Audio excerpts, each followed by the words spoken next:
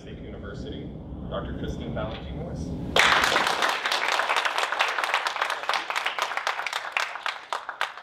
Wow, he did a good job, didn't he? Yay!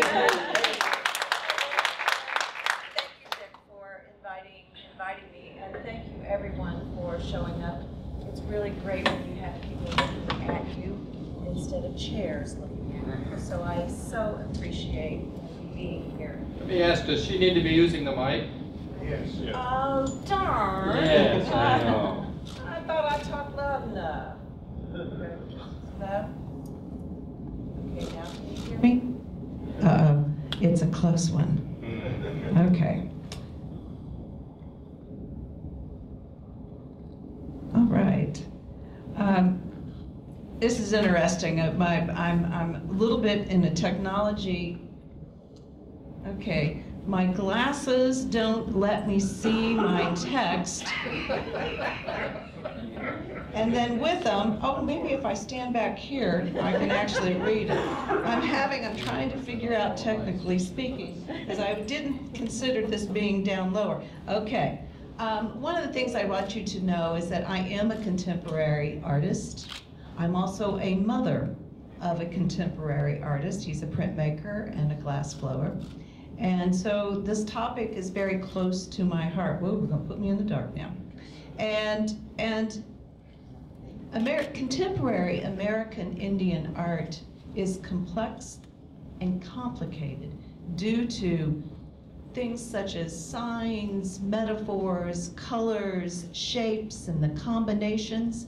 And often contemporary American Indian artists are viewed as change agents with stories that are very important for all of us to hear, because it's all of our histories. This is my son at his opening, and one of the things that you see these strings coming down, and they had cans, and he was very clever. He called them Americans, and so they were American Indian cans, and different kind of cans, and they were on nooses, and you had to go around it, and sometimes you were brushed on the neck with the noose. A lot of that to be being mindful of our history. I wanted to start the talk with a review of scholarly influences that often challenged my own understandings culturally and personally. In 1998, Stephen Leuthold wrote a book that went into the importance of American Indian aesthetics.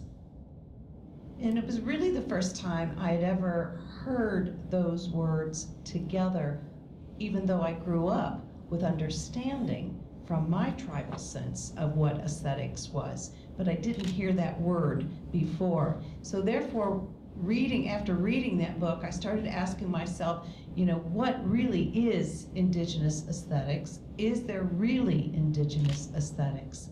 And what do we do with it? How does it affect us? Another book was Rushing's book, and the clever thing that he did was put together a group of people that may not have been ever in the room before. Anthropologists, art historians, Native scholars, non-Native scholars, critics, museum practitioners, put them together, and they looked at American Indian and First Nations from Canada's art. And they discussed it from a theoretical framework that was critical, and they looked at what was some of the commonalities. And from their discussions, it came to be about identity, power of the place, and politics and spirituality seemed to be the running themes that they found. And at the same time, Reservation X was being examined, and this book was about an exhibition where 7 artists got together and they created this exhibition. And it was about identity and the power of place. And for me, that was very strong, very strong. And I kept, from these books, it seemed to me to be the same thing. They were confirming each other. The last was a book called Native Universe, Voices of Indian America, which was really about the development of the Native American, or the National Museum of the American Indian in Washington, D.C. It explored the process, explored the histories and the negotiations that occurred to build that space and the philosophies. And one of the things that that book really emphasized was that the ancient philosophies were as relevant and as important today as they were in the past. And it mirrored the mission of that museum, because the museum was to be about the past and the present together and to make those connections. I'll show more about that in a little bit.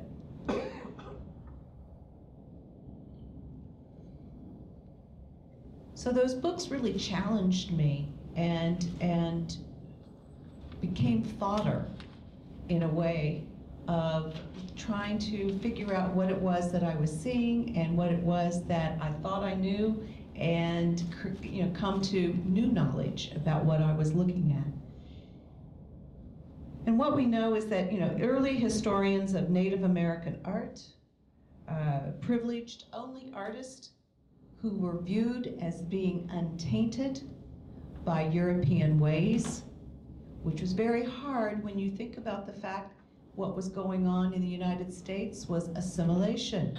So as the government and as the people were trying to assimilate the American Indians, they were also defining them, especially the arts, as how they were not closely influenced by Western ways.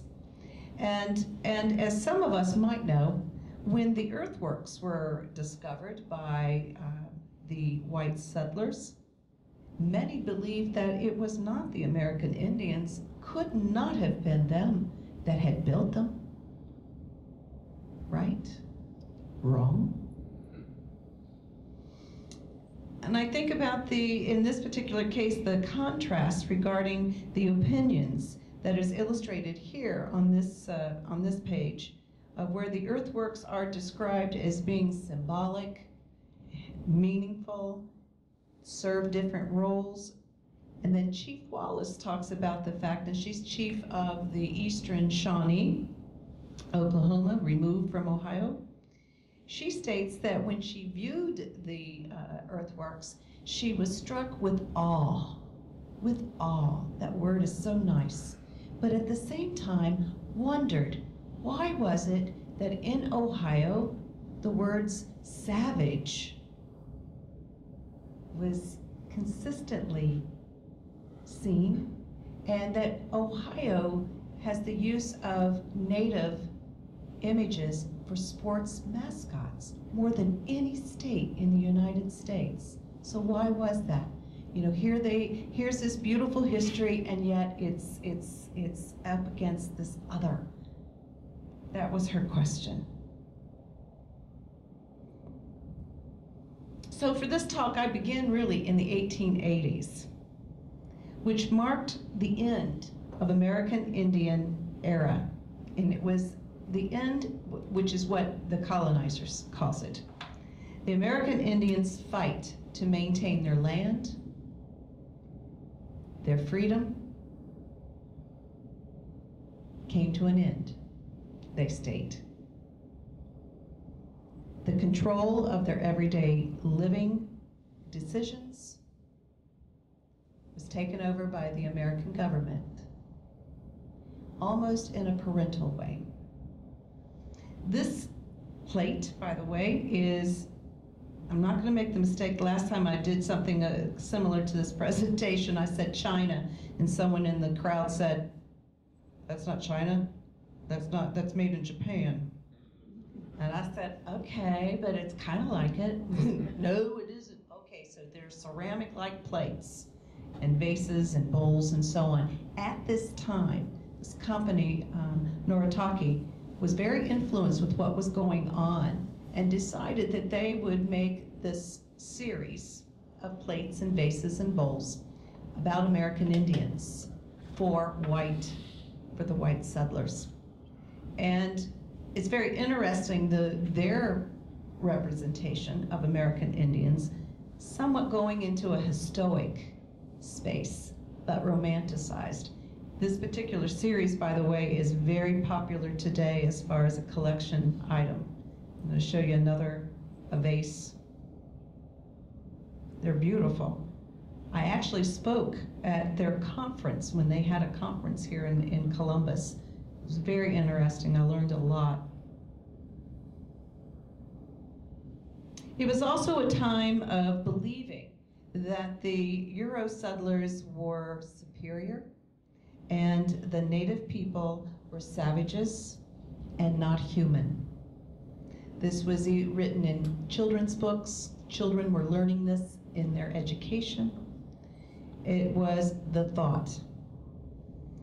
Indian policy around this time was about removal, placing native people in reservations, isolation, land allotments, and assimilation. In other words, it was about erasing and rewriting. Traditionally, Indians, especially with men, this is more of a male representation, were divided into two groups: savages or noble warriors. Savagery was inferior to a civilized people, and the hope was that through policies such as blood quantum and removing the native people to areas that were not around others, such as reservations, native people would vanish. The Indian woman was either a princess or a drudge, and the non-native representation spoke loudly in the world. The artist George Catlin was born in Pennsylvania. He was self-taught, by the way.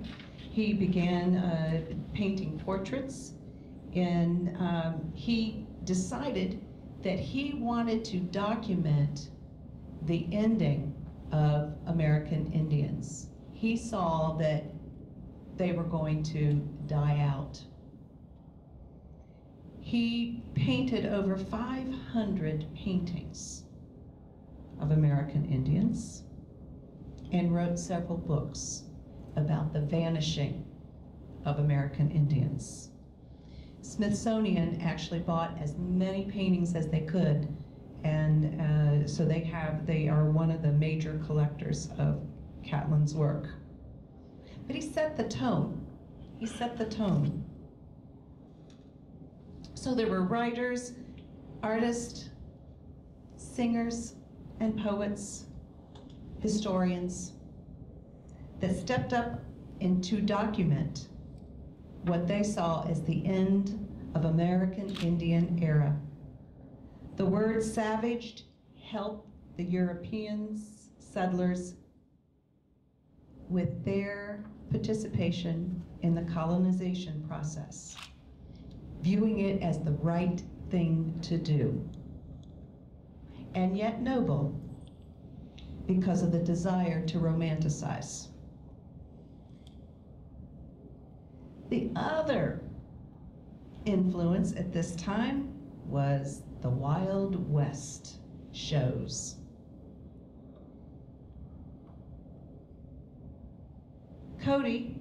created the Buffalo Bills Wild West show, which was a circus-like. I just can't imagine, by the way, what it must have been like to have seen one of these shows. It was a circus-like attraction that toured annually, began with a parade, usually with the horse culture groups that included military, American Indians, and other groups from around the world gave their participation. And it is felt that these shows actually influenced what we know and what was later shown to us in movies and television, as well as in literature. It was influenced by the Wild West shows. It's very interesting to me. Now I'm going to try to do something. This is a technological, I hope it works. I'm holding my breath. Okay. Hi guys, I'm Nikki. Now, believe it or not, today's here. I can skip this commercial and there we go. I'm showing this. This is in contrast to the Wild West shows. I found this on YouTube. Of course, what can't you find on YouTube? And this is a documentation of early drumming around that time. And I can only imagine the difference between what was culturally significant and what was being heard at the Wild West shows. Can you hear? Is it sounding out there? A little bit? I don't know how to. The speakers are on, but I don't think you're hearing the sound. Do you hear it a little? I hear it. Hold the mic up to the... There's the speaker. I don't even know where that is on my computer.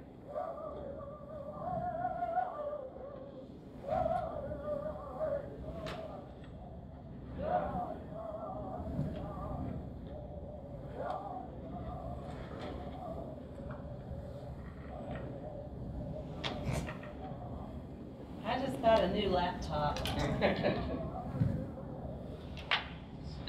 Did you hear it a little bit? Yeah, a little bit, yeah. I'm sorry. Okay, now.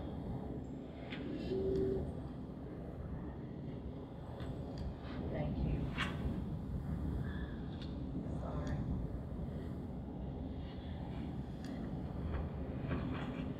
Wow, it worked. Oh, that didn't work. Thank you, thank you. But I wanted to give a comparison to that. After Catlin, artists began to focus on basically two different ways of presenting American Indians. One was showing American Indians with wild animals, and the other was to show them on a bluff, looking down at a town in a wistful way, because they were viewing their loss and being outsiders, outcast in their own land. So those were two different ways that they were being presented. This is an example of the animals, Charles Russell, and Frederick Remington. You know, he gave a style of the Native Americans that were a part of marketing them and their ethnicity. He documented, his documentation was important and at the same time questionable. He presented images of the Native people that were generally romanticized and depersonalized from Native people's real life experiences. Such images were, for many whites, the only way that they would know American Indians. This would be how they would know about them.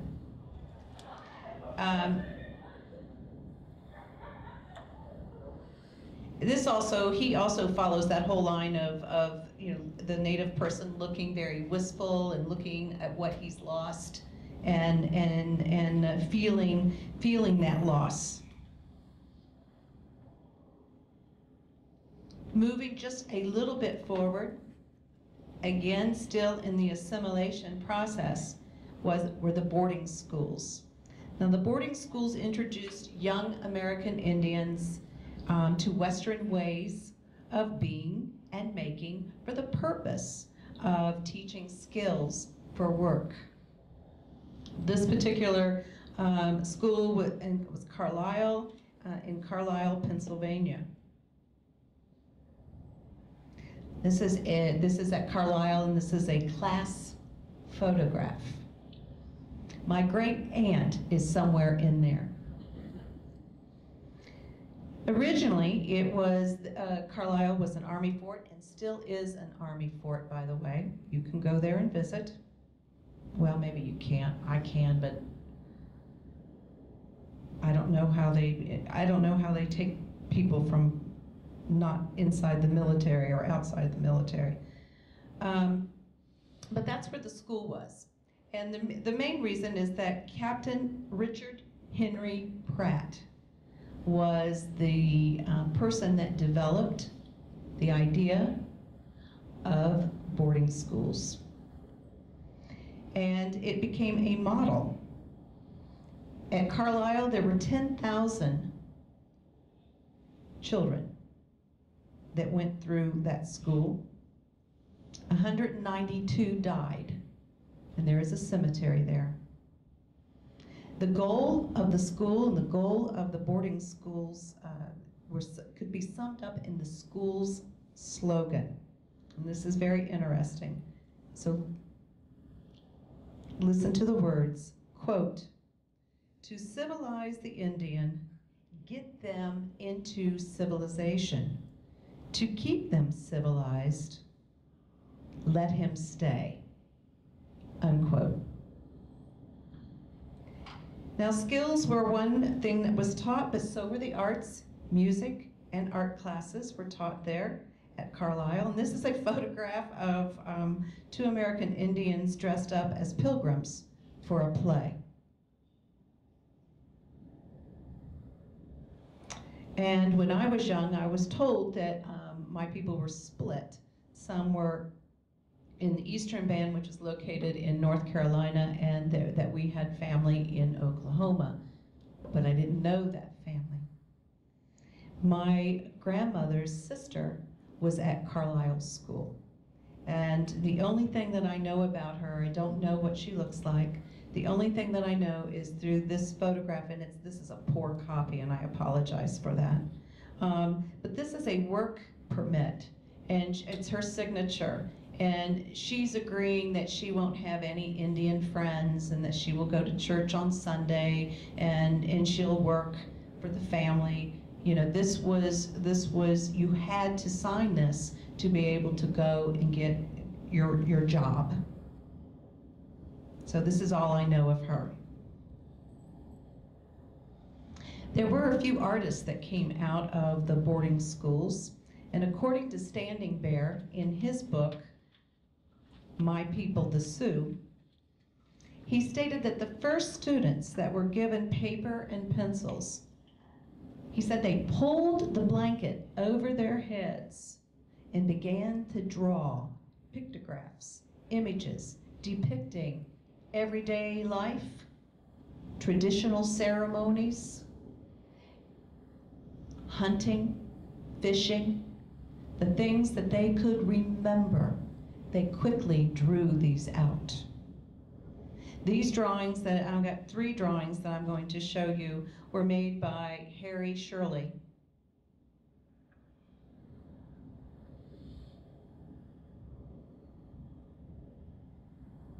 I love the elongation of the horse.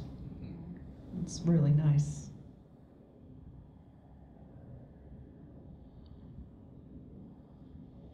So far I've been talking about images in a sense, this is my transition, images made about American Indians, and I'm making a this is a transition about the arts that the American Indians were making. The American Indians during this time, making pots, baskets, rugs, They found that it was good for the market, and they could make money. And the white Americans at the turn of the 20th century went to great lengths, in a way, to force Native people to assimilate, and yet at the same time collect their art, because, you know, as they are assimilating the American Indians, it's forcing a value of the arts, because they are betting that they will disappear, and that will be valuable. Okay, so these items were, people were making money at the time. Interestingly, non-natives also sought out to romanticize and in exotic ways to interact with Native people. Tourism became an important way of making money and drawing the audiences to their places. And still is, by the way, if you ever go. How many of you have been to Four Corners in the United States, and you've seen the markets? You know, when you go to the Four Corners, I mean, it's still an important place to make money. The interesting thing at this time that I find sad is that many times in museums or galleries where the work has been collected, the artists are unknown. It is about the place, the geographic place. They might have, most of the time, they will have the tribal affiliation, but they don't necessarily know the artist, the name, the person. And I find that a shame. So, jumping from that bit of providing a context, the Indian Relocation Act of the 1940s, late 40s and 50s, really brought a whole new group of people to different areas. It concentrated in some ways, it was an attempt to break up the reservation system, which was made by the federal government, and then they make a relocation act to break that up.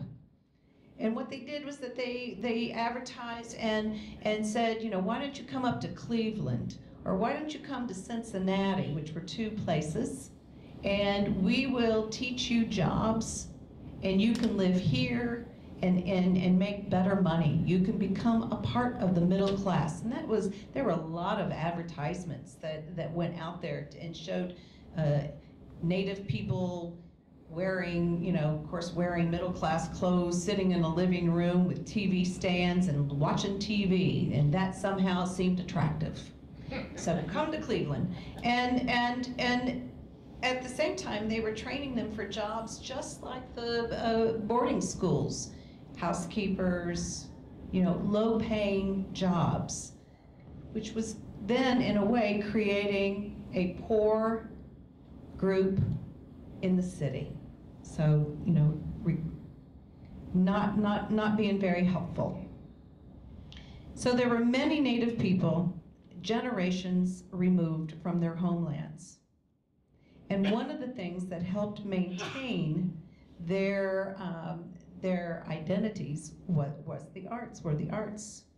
And there were three themes that came out from this period on that they seemed to focus on, the artists, which was identity, spirituality, and politics. The indigenous aesthetics was working on conceptual, realistic, and spiritual. I'll give you an example. There's Oscar Howe. Oscar Howe, he was around from 1915 to 1983. This work is called Hopi Bride, 1880. And what makes this unusual, this piece unusual, is that he painted it, and it's not that just a lot of Native people used paint, but he painted it and presented it in a European way, framed and so on. And this had been very different. This was considered hybrid, but he became accepted because of the way what he presented, although the way he presented it was not in the traditional American Indian way. So it was the subject that was acceptable, but not necessarily the way he did it, which really pushed the envelope for him at the time.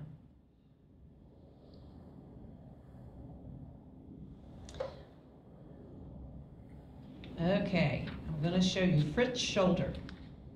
I need to read for you. This is a long quote, and it's worthy of hearing.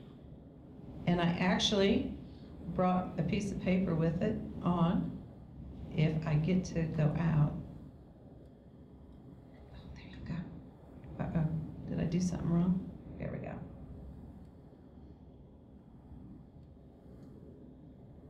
So you all think I don't know how to do computers, and I don't.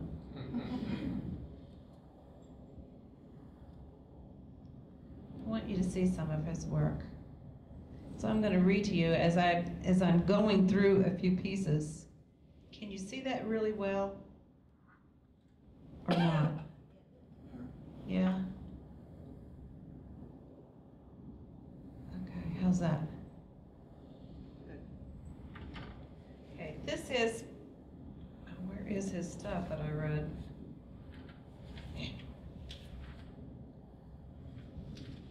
Oops, sorry. Wait a minute. I told Marty that I was very nervous about this talk because I really wanted to be really, really good, and now look at me. I'm fumbling through paperwork.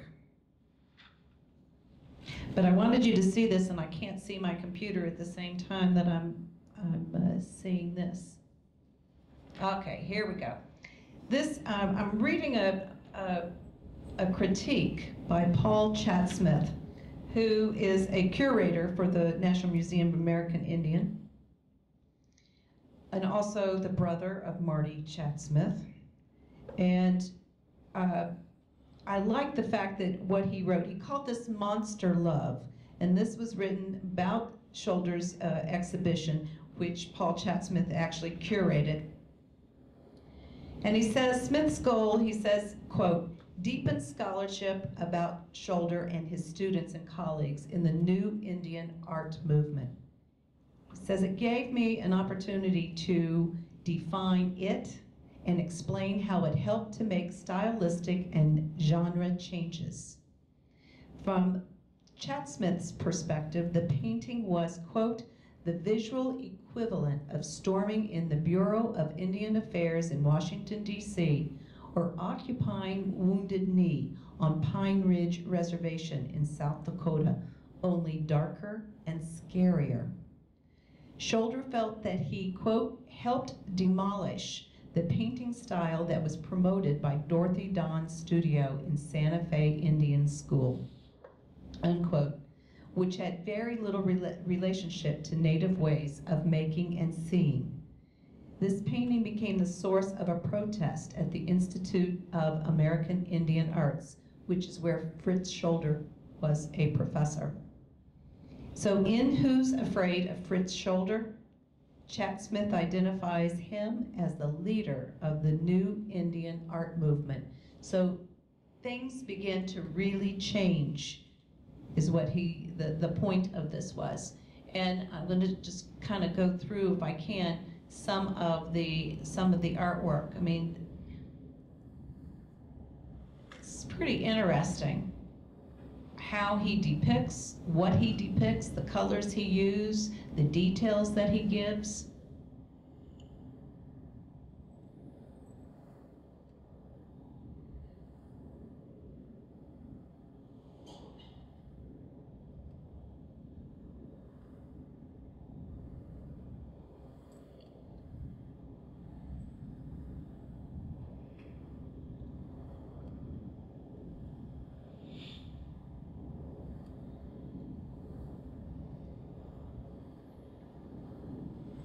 Proceeding from that, you have Edgar Heap of Birds. And Edgar really addresses politics and the space along with identity. This particular piece is outside of the Denver Museum of Art. And it actually is aligned. It's called the wheel. It's a medicine wheel in a sense. The trees are steel, they're red, they have text on them, images on them, and they give history as you go around. And the sun is aligned with the first and last tree. So it is aligned with the solstice.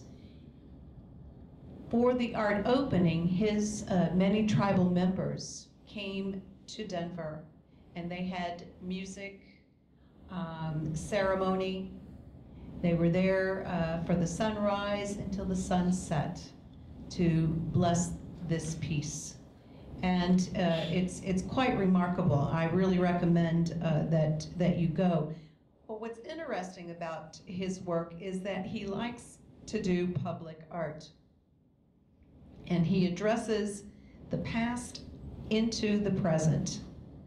This is another one of his pieces. They make you think, they're hard.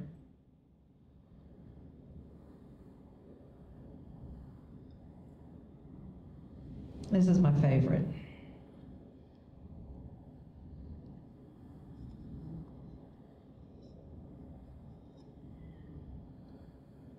They're pretty much right into your face. Now, switching from that, let's look at Brian Youngin. He is, he's an interesting young person. He's First Nations and Swiss, and he transforms familiar objects, Nike shoes, golf bags, baseball mitts, and he repurposes them in a very political way that addresses consumership and consumption of American Indian ideas and items.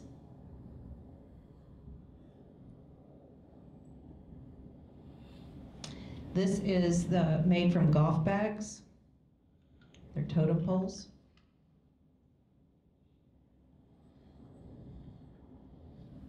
This is called the Prince, made from baseball mitts.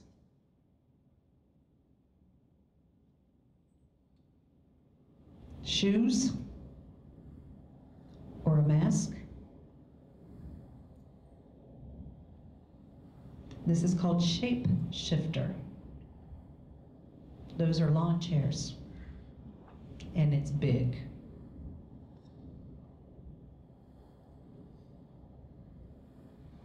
Teri Greeves, she's a Kiowa, and she does a Kiowa bead work. She works with, makes books, everyday items, and shoes. I love the shoes. But she likes to do contemporary and historical work combined. Of course, these are Lady Luck. Charlene Teeters. Now she's shown on the one slide, that's Fritz Shoulder, mentoring her. She is a professor as well at the IAIA in Santa Fe. She became very well known when she was a graduate student at the University of Illinois, where they had the mascot that offended her and many people. How many of you have heard, how many of you seen in Your Honor? Okay, not very many. I challenge you all to go see that documentary. I'm sure it's available on Netflix or the computer. But she was a graduate student. She took her kids to a basketball game, and there the mascot came out in full, authentic native clothing and did a Hollywood version of dance and the whole woo thing, and she was not expecting that, and began a protest. And first, it started off with just her holding a little sign, and it progressed and got bigger and bigger and bigger. and to the point where they made the documentary about her process, and she made her master's show about that process and about the mascot issue. And she became then the founder and president of the organization about Indian mascots, racism, and sports and media mascots, or sports mascots and inappropriate media representation. I'm not getting that out right, but you got it. Louie Gong is very well known for these hand-painted shoes. He is an activist and an educator.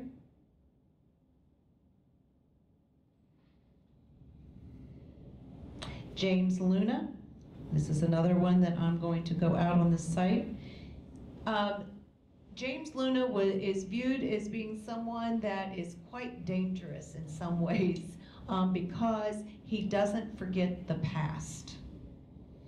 He brings the past forward for people to see, and he revisits and revisits and revisits it.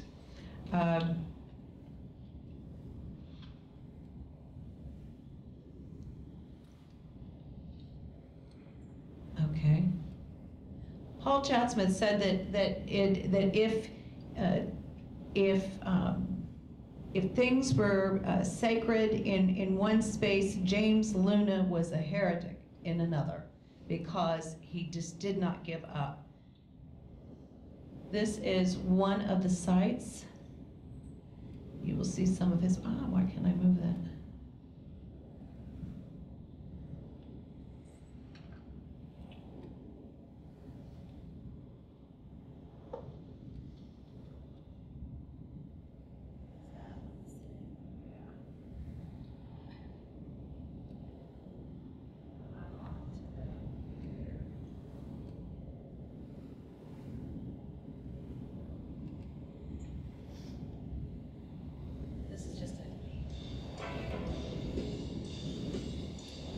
This is a better way of giving you kind of an introduction to some of his artwork. The others were good stills, but this puts together somewhat of a synopsis of his work, especially with the music, if you could hear it.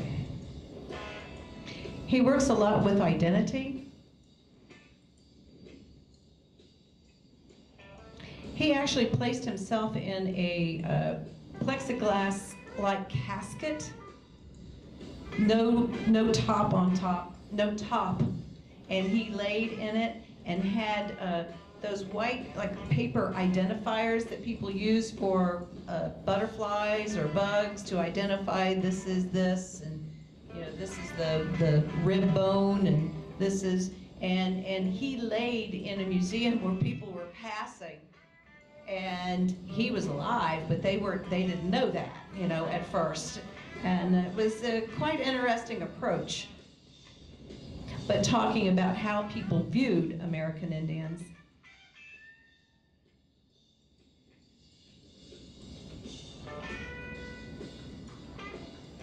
And unfortunately, I can't keep that open because the music keeps going. But here's some of his work as far as stills go. But he works a lot with identity and history and how history took away identity.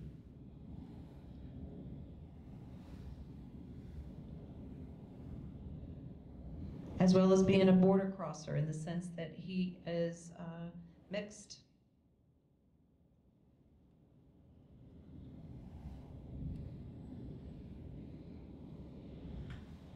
This is Erica Lord.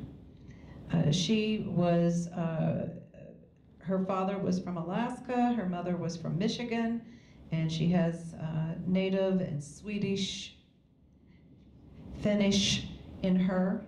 And so she works a lot, her artwork works about identity and the politics of identity. This particular piece is, the title is, I Tan to Look More Native. So she works a lot about stereotypes. Roxanne, she works around gender issues, mainly about females, and the power that she would like to see be reinstated with the male and female relationships. She also has a great deal of sense of humor in her work.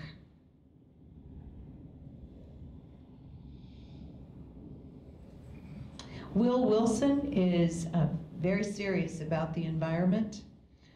He states, "For Indians, I want to produce experiences that bring us close to home while unsettling us with the evidence of colonization. I want my work to strengthen Indians with examples of resistance and the possibilities of controlling one's own representation." Virgil, he comes from grandmothers that were potters, and I love what he states about growing up. He states, "I was born with clay in my hands. I didn't even know it was art until I got older. It was just natural. I thought everyone made pottery." This is Daniel Begay. He's a Cherokee descendant.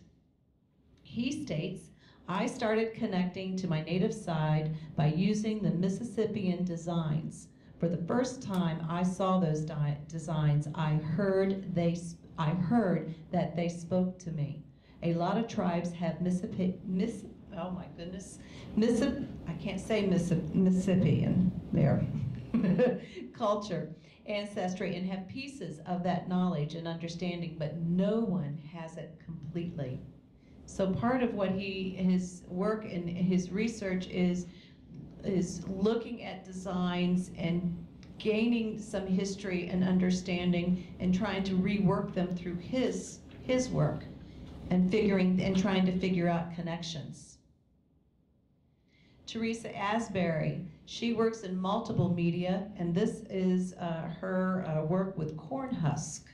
So she grew up making corn husk dolls, and she illustrates stories. This one, of course, is about the three sisters, where it's about corn, beans, and squash, and many tribes believe about the three sisters, and that's because you put those three beans in the same mound, and they make each other sustainable and the soil healthy.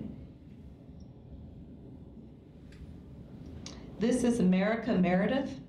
This is called "To Hunt Deer." The background text is a deer hunting song that entered into the Cherokee use. And she states, as little remains of early Cherokee painting, she said, "I searched for Cherokee voice through the rich imagery of medicinal formula unique to our tribe.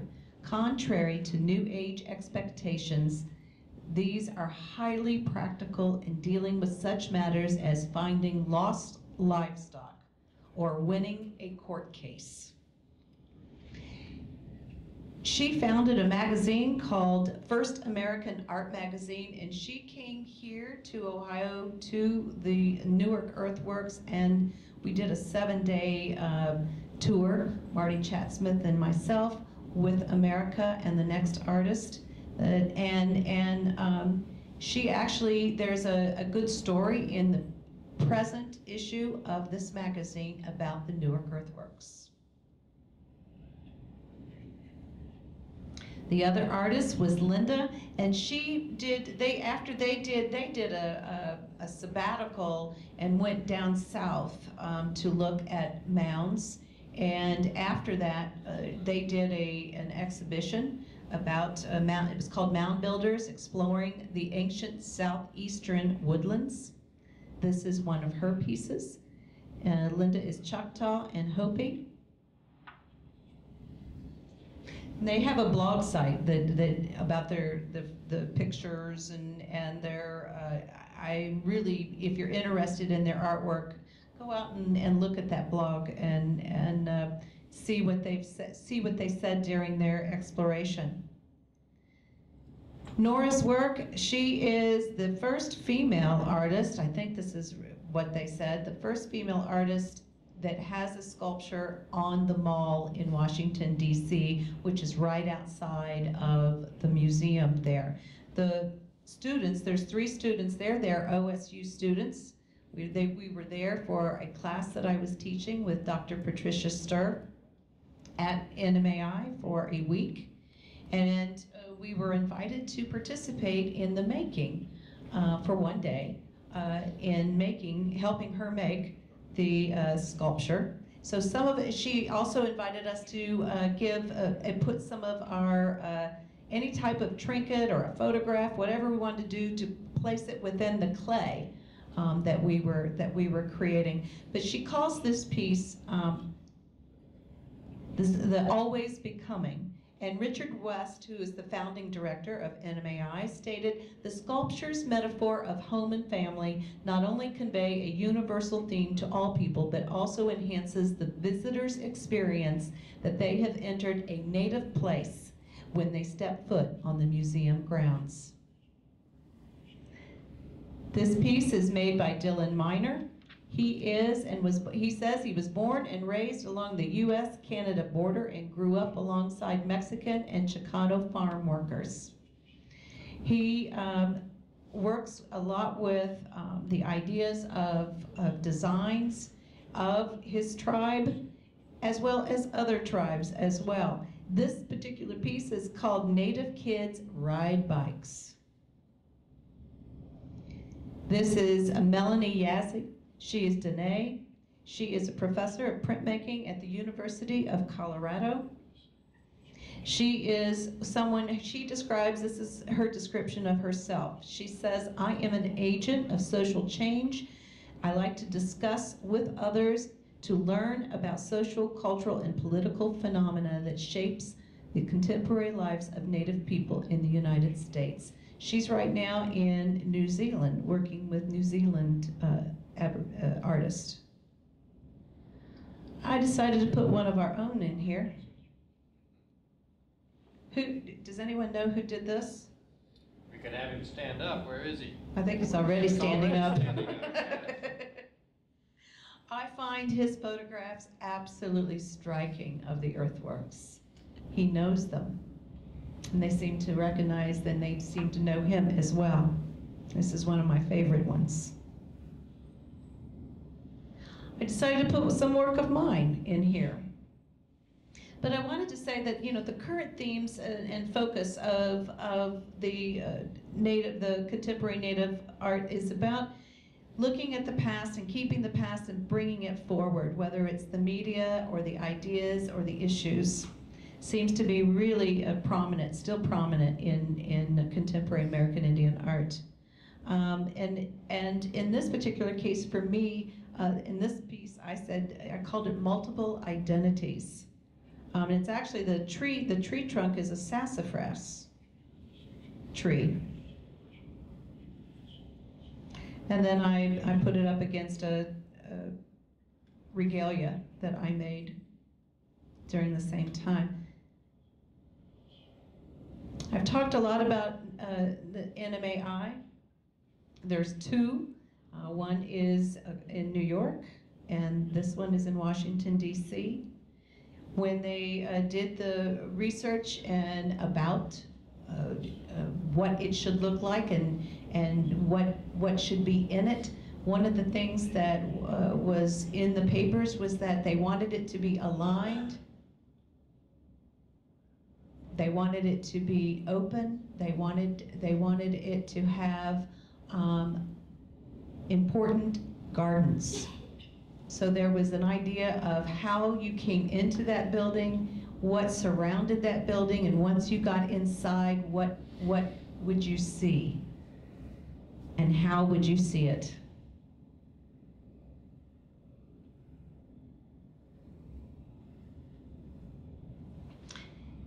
They have an east-facing main entrance and a dome that opens to the sky and a creek.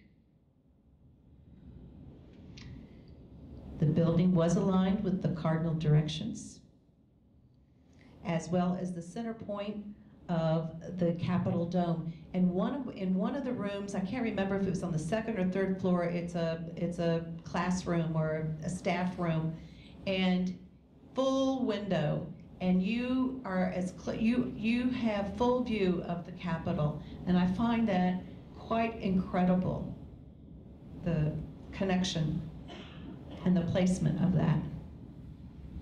Paul Chatsmith says, you get the last open space on the National Mall because the country decided in a mysterious way that nations do that it's time at last to speak about hard things, the painful things, the unspeakable things.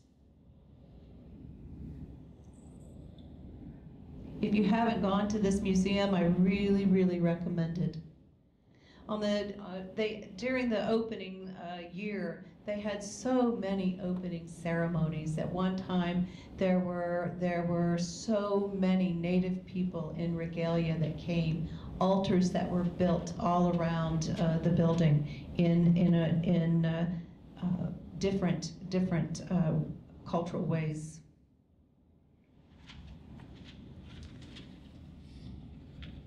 One of the criticisms was that it was, they feel that it was Amy Lone Tree who said that she felt that they didn't spend much time giving a deep history, that they only swiped it, and the response was, no, we give as much as we can, but people don't always read the labels.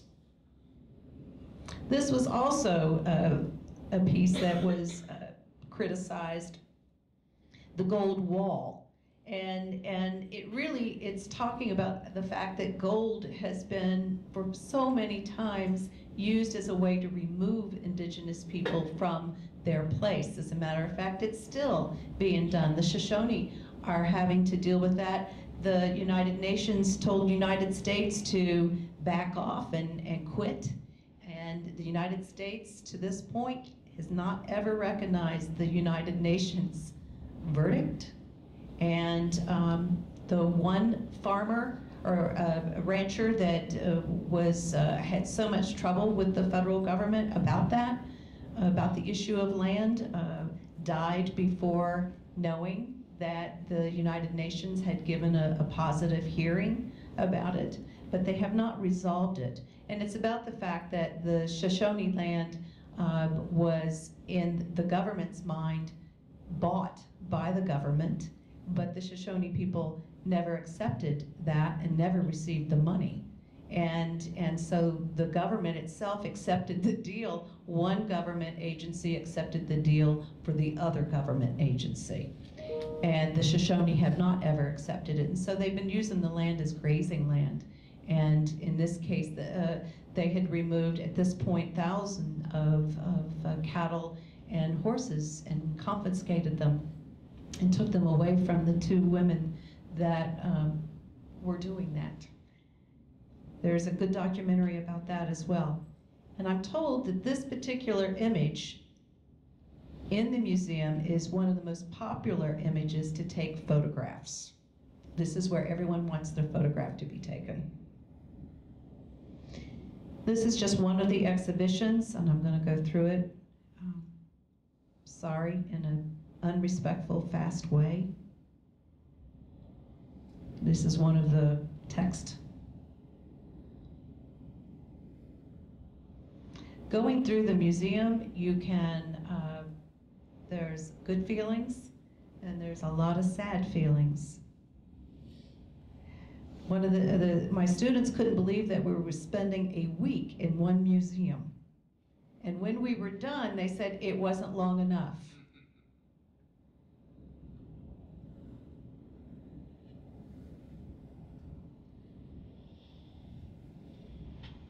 I wanted to show you too, this is the Cherokee Museum in Oklahoma. This is an exhibition that they have about the Trail of Tears. Interesting, they have it in all white. And you go in the room and it's just, takes your breath away. And again, it's all for gold.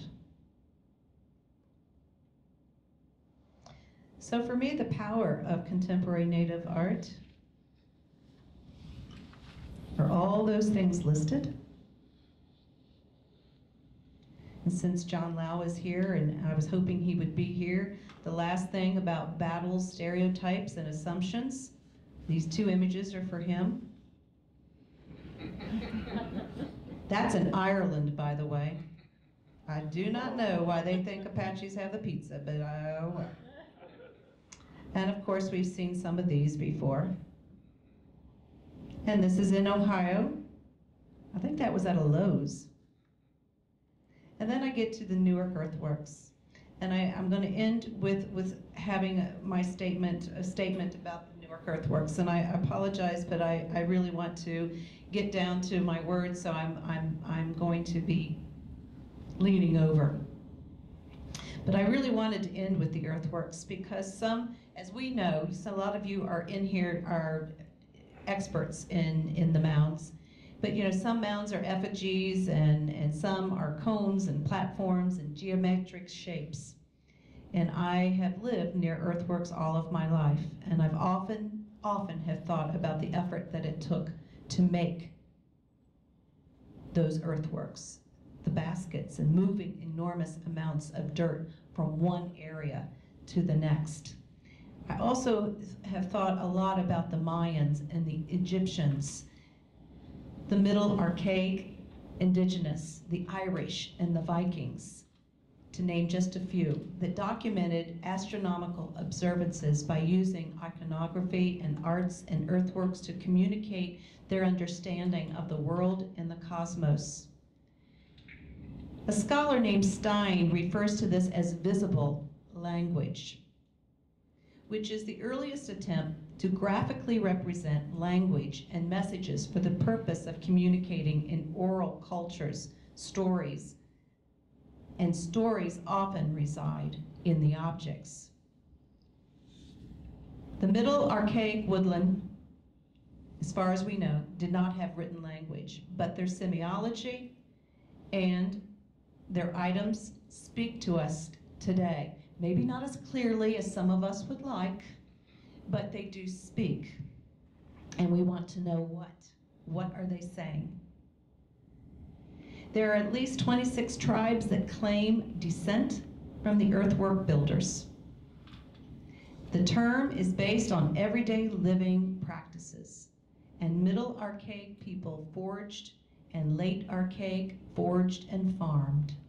They were later named Early, Middle, and Late Woodland people based on geography, but archaeologists believe they were the same. This is a plan that I had with a colleague, Michelle Albrecht, and a website that we built and some games that we built about the earthworks. Most earthworks have commonalities in that the builders were scientists, mathematicians, and artists who observed their environment and collected the data for their uses and communicated their findings orally and monumentally. I grew up as many Native people did. I was taught by my elders to believe that the earthworks connect the earth to the sky, and that they were living monuments. This is a slide, a screen picture of one of the games. A game about the earthworks on our website called Earthworks Rising. When we were children, when I was a child, my dad encouraged us to lie on the earthworks and listen to our ancestors to talk to us. It took me a long time to understand what he meant. These sites represent integrated ideologies and imaginations. We may never know the extent to how these earthworks were built or attended, but we can imagine. What we do know is amazing, and it inspires a feeling of awe.